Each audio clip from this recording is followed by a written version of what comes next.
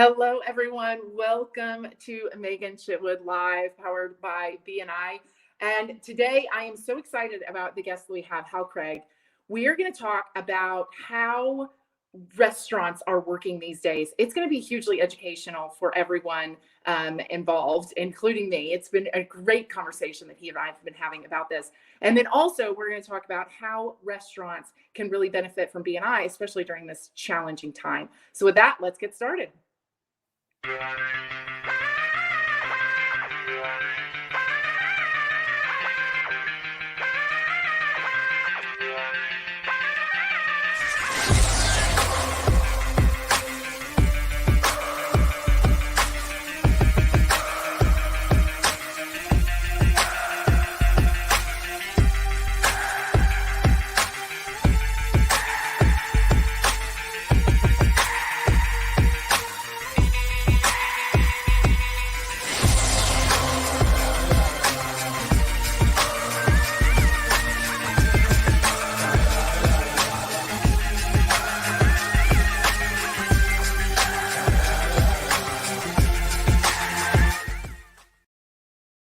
As you know, you can catch us every Friday at 10 a.m. Central Time on Facebook, YouTube, Twitter, and then you can catch the replays on LinkedIn and Instagram as well. So now, welcome, Hal. How are you?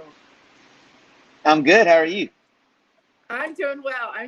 So I am so excited. So first, let's talk about your background, because you have you didn't just start out with restaurants. You actually have like real interest in supply chain and things like that. Tell us a little bit about your background and how you got into the restaurant industry. Okay. So my background was, I went to school for, logistics. My degree is actually in international supply chain management, which really has nothing to do with restaurants. Well, I guess it could, but. Oh yeah, it totally does when it comes to this topic. For yes. Sure. And so I, for the first, 7 years after graduating, that's what I did. I worked in distribution centers, and I worked, with one company, we had to travel around just finding out kinks in the supply chain, what was going on with issues, and all that fun stuff.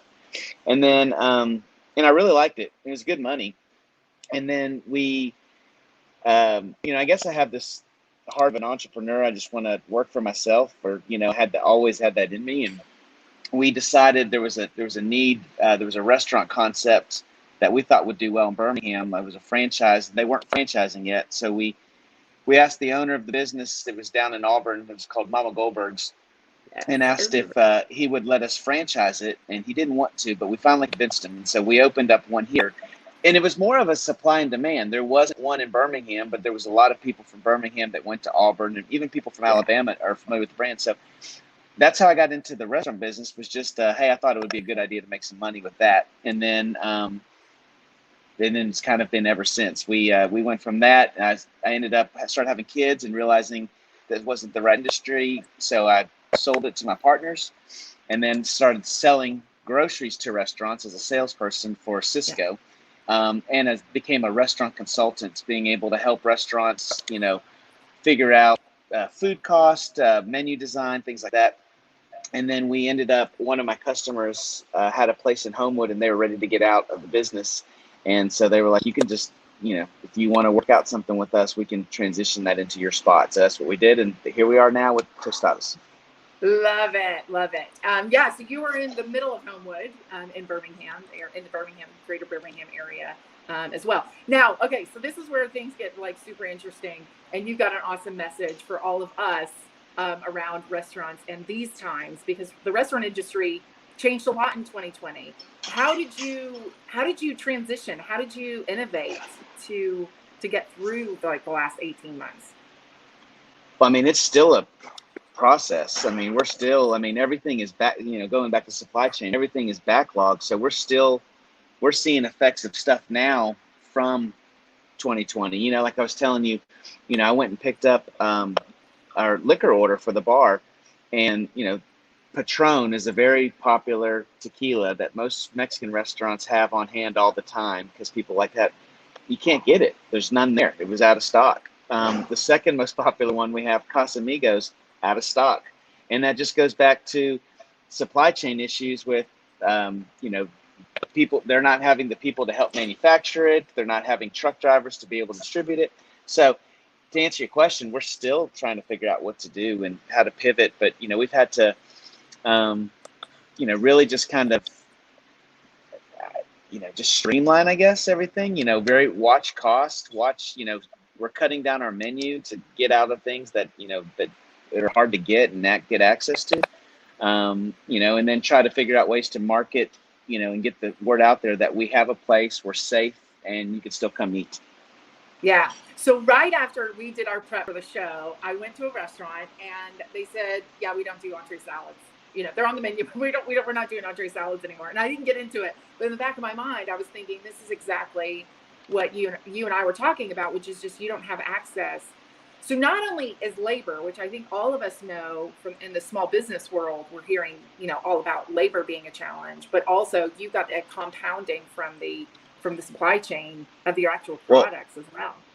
Yeah, and it'd be interesting to see what restaurant you went to and who they bought from, because yesterday, again, I work for Cisco, so I still keep in touch with a lot of them, and Cisco's the world's largest food distributor. I mean, they distribute food to most restaurants. And yesterday, they had 20 plus people over the last 2 days come down with COVID in the warehouse. So they have no warehouse workers. So they basically told us, hey, we can't send you groceries. We can't send you food. And maybe Tuesday or Wednesday of next week, but there's nothing we can do. So it's almost comical, because I'm thinking there's some restaurants out there that, if they buy only from Cisco, I'm like, what are they doing? So that restaurant may have bought their lettuce. They may not have salad, till Wednesday, because they may not be able to get it. Yeah. And then the cost of things are going up as well, which I experienced in a small microcosm, going and buying things in bulk, but the same thing, cost is going up for restaurants everywhere also. Oh, absolutely. Like, just as an example, I did a social media post for awareness a while ago, and it just kind of shocked people what people are seeing.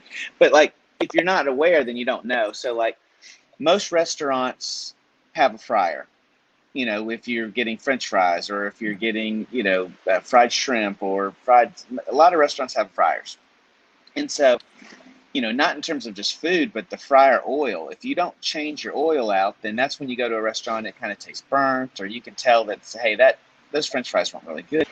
And so that fryer oil for a jug takes 3 jugs to switch it out. It used to be $14 a jug. So was that, $45-ish to change your oil out once a week, twice a week. Those jugs are now $45 a piece. So what is that, 3 times more expensive? And so what restaurants are having to face is, do I change the oil out less, or do I just eat the cost and have to buy oil? And, so is the quality of the food going to suffer, or do my bank account going to suffer? So like oil, shrimp, for a case of shrimp, it was $50 3 months ago. Now it's sitting right at $80. So I don't know, the food cost part is, you're seeing it too. I mean, don't even start about chicken. You're not going to be able to find chicken, because again, the supply chain stuff, like I said, Chick-fil-A up in Huntsville stopped serving breakfast, in some locations, just because they can't get it. Yeah. So basically the moral of the story is hug a restaurateur, because you're going through it's almost like you've had to innovate like constantly since March of last year, I would guess. Yeah, and then, like you said, then you're still dealing with the and that's a whole nother topic we can get into discussion with like, salaries and minimum wage. But, the restaurant model, for the most part, full service model has been, and whether it's right or wrong, I'm not, that's not for today. But, it's, you have kitchen staff that you pay a fair wage to, $15-16 an hour. Then you have your servers front of the house, and they work off tips. And again, there's arguments whether we need to change that or whatnot. But, but now, because of the supply and demand of labor, it's not as simple as that anymore. You're seeing some people come in going, hey, I'll work, but I need $20 an hour. And, it's like, I would love to pay that, because I know they probably do need it, but restaurants don't have the margins to afford that. So it's, a restaurant's margin 6 to 11%, and it's just not, that's not how the model is until the model changes. Yeah, absolutely. So let's talk about the food at Tostadas, because it is amazing. I've been there. It's an awesome place to have one-to-ones if you're in Birmingham and you're meeting with clients or whatever. It is an absolutely. How have you kept the concept going since you took it over? Well, we didn't take Tostadas over. This was a place called Jackson's, and so we kind of made up Tostadas. Oh, I didn't realize that. I thought you took just the same concept and went with it. Okay, well, tell us what happened. This was a bar and bistro, and we just kind of made it up, Tostadas. And we did it because, again, supply and demand need. There wasn't a Mexican restaurant anywhere around this downtown Homewood area, so it's like, well, let's put a Mexican restaurant. And then I didn't want to have to compete with all the super authentic Mexican restaurants in Birmingham, because there are very good Mexican restaurants in Birmingham. So my idea was, let's have some of the fundamental Mexican food, quesadillas, chimichangas, burritos, things like that. But then let's have some things that you can't get anywhere else, like our Mexican pizza. Think like Taco Bell's used to be before they shut it down, but like with real food, better, bigger. We have a honey jalapeno chicken taco that people love. We have, a Southern stack, which is like pimento cheese, Wickle pickles from Dadeville, and Conecuh sausage from Conecuh County. So it's like Alabama tostada, and people love that one. It's so unique and good. So we try to get 8 or 9 different items on the menu that you cannot find anywhere else. So if we do those right, and the atmosphere is okay and the service is good, then people will come back because they want those items. Yeah, absolutely. And you were thinking bigger in this, because you were talking about expansion and things like that as well with this concept. Yeah. So, like I said, restaurant margins 6 to 11%. So there's not a lot of money having one restaurant, unless you're just a massive, fine dining, and even then it's still kind of iffy. So with these kind of concepts, the way to make a living, and I've got 3 daughters, so I really do need to, need to do well, but you've got to, it's volume. And so volume, you can either do all through one store, which there's a certain limit which you can do there, or you can open up multiple locations. So we built the brand to be able to open up more as we learn how, we've got the branding right and we're getting the food right. Then we just have to figure out the logistics of, and is this the time to open up restaurants? It blows my mind away. There's people opening up restaurants every day, and I'm like, did they not see what they're about to walk into? But hey, I don't know if they know or if they don't care, if they have a lot of cash, but no. Yeah, very interesting. So restaurants are I'm going to say in the last 5 years, we've had restaurants really come in and join B&I. So let's talk about, because you've been in B&I for several years back to Mama Goldberg's, because we actually met about Mama Goldberg's when you were an owner there. So talk about your B&I journey and what that looked like. Well, I mean, I'll go quick. It's a fun journey. So when we had the Mama Goldbergs, I remember getting a call, and someone was like, hey, can we have a group there? I'm like, okay, sure. And I'm like, what time and what do you guys want to eat? He's like, well, we need to be there about 6:45, where our meeting starts at 7. And I said, okay, are you guys wanting breakfast? He's like, no, we're not going to order anything. We may need some coffee. I'm like, so hold on, you want me to go in 3 hours early, open up this place, and you're not buying anything? I don't, what's the catch? He's like, well, it's a group called B&I. I'm like, well, what is B&I? And he explained to me, it's a, networking, it's givers, paying, referral. I'm like, oh man, that sounds like a really cool concept. So I said, well, I don't know if I can do that. I don't have the labor for it right now, but I'll call you back. So I hung up the phone and I called my buddy Justin Hardy with Switch. And I said, well, at that time, his company was called Birmingham Home Theater. And I was like, Justin, you need this B&I thing I just heard about. This would be amazing for your business, because he was still trying to grow his business. And he's like, man, I'm already a member. I'm a group called Magic City B&I. It's like, we meet on Wednesdays or Thursday, I forget. And I was like, he's like, come visit this week. I'm like, okay. So then I went and visited his group and just fell in love with it. And then I joined it. And I've been, in a sense, that group then changed names. That's a whole nother story, but we changed names. It's now Phoenix. And we were in that group. And then I had to leave when I took the sales job with Cisco, because it really wasn't a fit for selling groceries. And then I when we opened this place up, they said, "Hey, we're meeting at 7:30 now," which allowed me to take my kids to school and still be here. So I'm like, I'm back in. So I think I've been in for, Yeah. In this time with Tostadas, 2 years now again. So Yeah. and Yeah. probably Love it. And I love 12, when people 12 come years back. total. They're always Yeah. welcome back, no matter what. I love it. Love it when people come back.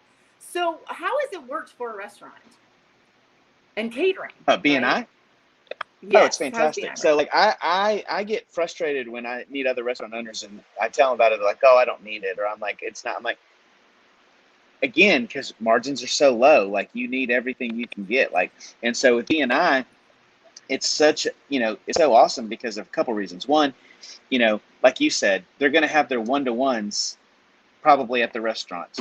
Two, like we've noticed when people do their prize at the end of the meeting, hey, I need a gift card and a book, hey, gift it for the size. But, and then that, we haven't even gotten into the socials. Hey, let's have a social for Mm-hmm. BNI and just everybody meet there for food, whatever.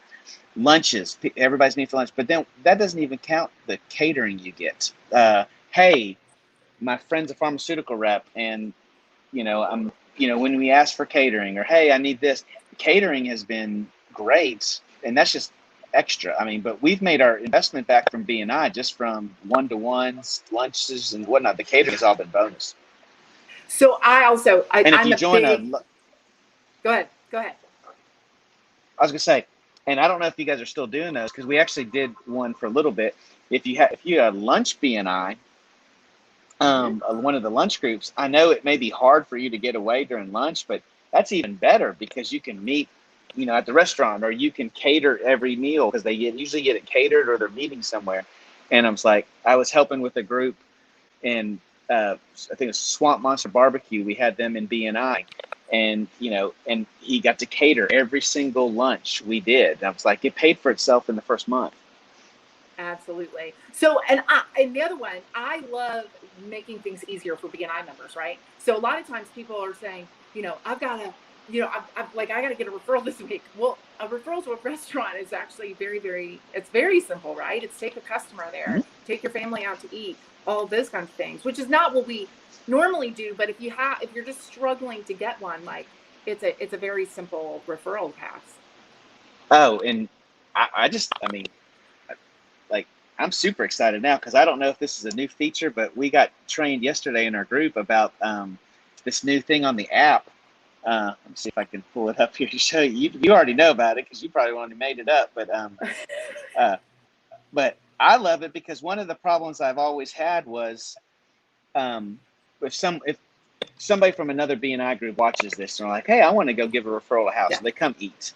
Well, I don't know them necessarily, so I don't know and how to put in closed business or thank you. So in this app, I just go into my referrals and just click this, and it's got an update. So it's hey, I got the business, and I'm like, I put thank you, and immediately it lets me go to thank you for closed business then, where I can keep up, and it keeps track of it. And I found that out yesterday, and I'm like, I love that.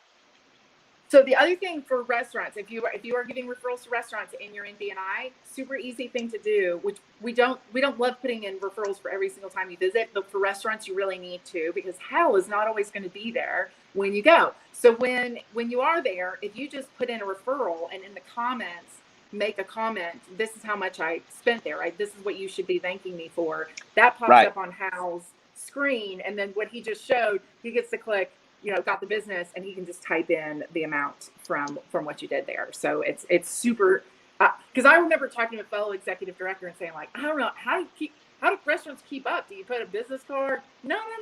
Just put in a referral with the amount in the comments section. I was like, oh, that's easy enough.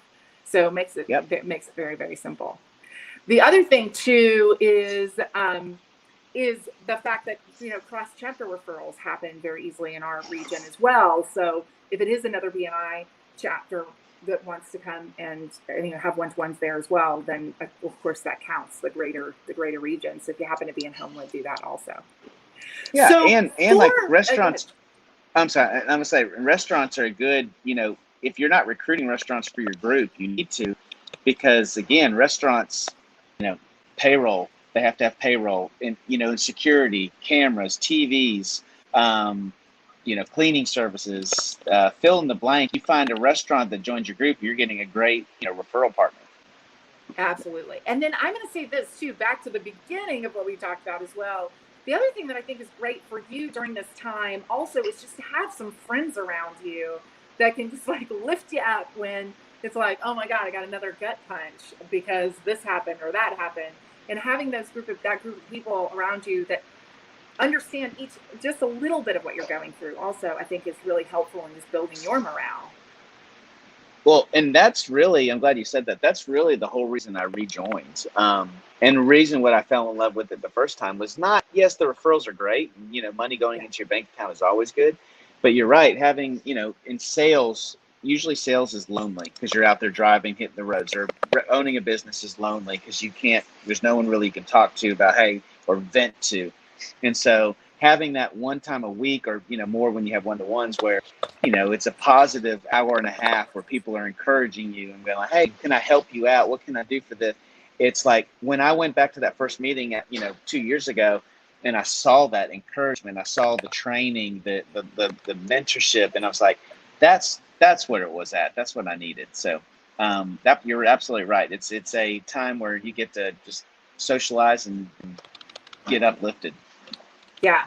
A person in another region, she's telling me this, so that I can't take credit. I wish I could, but I'm going to use it forever going forward. She said, we exercise in community, right? A lot of times the best exercise programs are in community.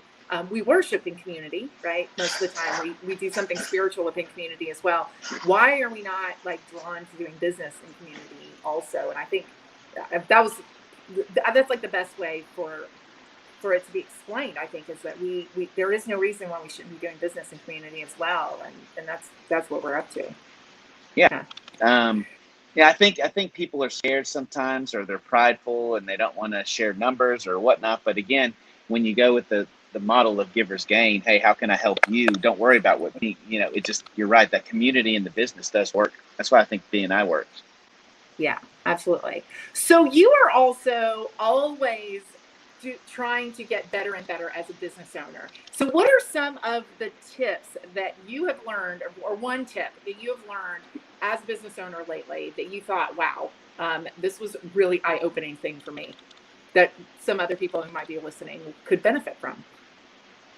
Oh, there's a lot. Like I was telling you from, when that entrepreneurs organization group, I learned about Upworks and being able to outsource bookkeeping, or being able to outsource certain things from, like $10 a month for people. These guys that over in India and Indonesia, they have MBAs and they're wanting work, and it's virtual, but it's like, it's a culture shift, but it's awesome. Or, just having that realization I was telling you about, that it's okay as a visionary to, I used to feel bad and guilty that I kept getting distracted. Oh, there's a shiny new toy. Oh, I want to go do that one. But that's just who I am. And so having the need for someone to ground me, to say, hey, here's where you need to focus on, and then, I just learned this a long time ago, like, and I know it sounds kind of like overused, but, if you look at most successful people, and they, other than if they got lucky or if they were handed a check, or but anyone who's earned it or done with themselves, if you go to their house, the one thing they have in common is they have a library. They have books, and they're reading, and they're constantly trying to figure out how to take the next step. And so that's always been big with me, trying to stay up and read and figure out how to read more, whether it's audio books or whatnot, but just always trying to read. Yeah. And lifelong learning is one of those things that it's really important, especially when you're referral partners with somebody. If I know you're constantly trying to make yourself better, I just know you're going to get better and better. So if you're good now, you're going to continue to get it really good as well. Right. I've been trying. So I tend to be like this compulsive serial, like I just constantly like bring in information. And I thought, I'm going to detox. I'm not going to do any for a while. And it's like, the minute I say that, like the best content starts coming across my desk. So like you were saying with your entrepreneurs organization, traction with the book where that comes from. is a great one. And then I was like, I'm just going to focus on traction for now. I'm just going to focus on that for now. And, and implement that. And then I found another one yesterday. So it's, Well, it's what is constant. it? It's really funny. I'm gonna have to text you because I don't remember. I'll put it in the comments. I'll put it in the comments because I can't remember what it is. But it's basically I want to say it's how to never lose a customer. Okay. How Well, crazy is that? I will Good name of suggest a a book. right? Yeah. I So suggest how a do you book too. onboard your customers in the first 100 days? Whether it's Oh. whether it's a coffee shop or it is like big sales, like what do you do in the first 100 days to lock them in? I'm only in like chapter 2, but it is really, really good so far. So anyway, so there's a little tip for you. So my favorite book right now, and I could read it over and over again, is called Rejection Proof. So if you haven't read that one, it's fantastic. But it's called Rejection Proof. And why did you like Rejection Proof?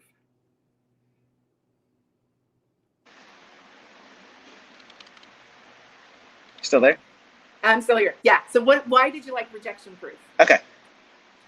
Oh, because it's basically when you read it, it's the whole concept is it tells you it's about a guy who came up with an idea and he was told it's a stupid idea and so he should ignore it, and so he did, and then someone else came up with that idea and is now a billionaire, and so he said what happened. So he looks at the psychology of rejection and what did it to him, and he does a YouTube channel and he challenges it. He does 100 experiences where he intentionally is trying to get someone to tell him no, to reject him. From going into Krispy Kreme and instead of ordering a dozen donuts, he wants a dozen donuts shaped in the Olympic rings. Obnoxious stuff. So he can get his mind used to being told no. But what he realizes is that most people want to tell you yes. They don't like saying no. They hate it. So we just have to ask. We're embarrassed to ask, or we're prideful to ask. So anyway, it goes through the whole book, and it's super easy to read, but it changes your mindset of, we are designed not to want to get rejected. Back in, he even talks about caveman days, people didn't want to do anything stupid and get rejected because you didn't want to be kicked out of the group, because if you were isolated, you were going to get eaten, So we are subconsciously always trying to feel accepted and hate being rejected. And so you have to overcome that. It's like training a muscle. You have to just be told no a bunch. And so you learn, it's not a big deal. Well, and another good book on that same topic is Believe It. And it's very like, now she didn't do it for fun and try and figure it out, but Believe It is about basically the birth and the creation of It Cosmetics, which she sold for $1.2 billion. And she had she got so many no's. Now she said that every one of them hurt, but she got so many no's that she was fine with getting them at some point. And I always thought, I wish I had gone into sales earlier in my career, because I would have felt more callous and better about getting those, which would make now easier if I had. So yeah. So what is something that you would love our listeners to hear that we haven't covered yet today? Just anything to wrap it up. No, I mean, just again, just to go over what we said, be nice, if you're a restaurant, definitely give it a try. Come visit. You can come visit our group. I don't care. I'll show you. And then really, like we were talking about the other day, just the awareness of what is going on in the industry. So like having that compassion when you go out to eat. Like yesterday, we had one server, and so plus me. So I was delivering a catering order, and she had 10 tables come in at one time, and it's one of those where there's really nothing you can do about it. So she just explained, hey, he's on his way back. Most people were really, really cool about it, but every once in a while you get somebody and then they write a review. Hey, they need more people, and I think those people writing reviews, they just aren't aware that it's a problem. And so when you go into your restaurant, again, it makes the biggest thing, tip a little extra because, money's kind of tight, tip a little extra, smile and just be like, hey, I understand. Even if you don't tip extra, just saying, hey, I get it. We're good, Yeah. And then like we were joking about, if at all possible, go out to eat.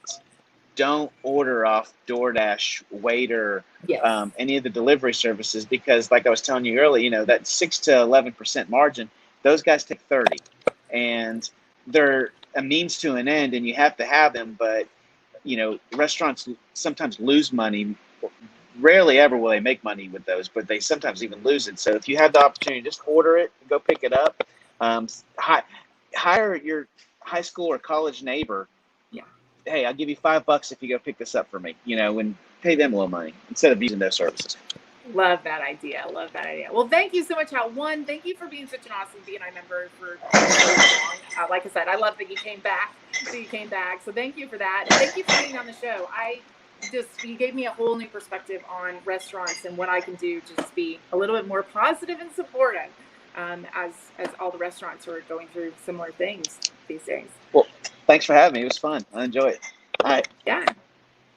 Excellent. So next week is going to be super fun. We're going to have Kevin Taylor. I full on expect to be roasted just a little bit by Kevin next week, but he is a fitness trainer who is going to be talking to us about how we can use accountability to even be better in our lives and in our worlds as well, because he is the master of accountability when it comes to exercise and working out. With that, I hope you have a great week, and we'll see you next week.